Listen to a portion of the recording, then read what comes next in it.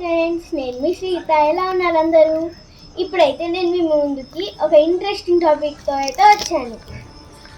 అదేంటో తెలుసుకోవాలనుకుంటున్నారా? Top secret చెప్తా వినండి. వినాయక చవితి అయితే వచ్చేస్తుంది కదా. మన జగిత్యాలలో 40 ఫీట్స్ వినాయకుడి గురించి ఎప్పుడైనా విన్నారా?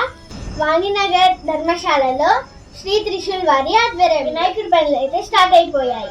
ఈసారి స్వామివారు కొత్త రూపంలో దర్శనమివ్వబోతున్నారు. చూడాలని ఉందా?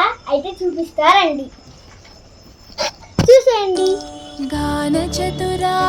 చూసారా వినాయకుడి తల ఎంత పెద్దగా ఉందో? ఈసారి స్వామివారు అయితే 5 తలల సర్పంపై మహాగణపతి రూపంలో దర్శనమిస్తున్నట్టు చెప్తున్నారు.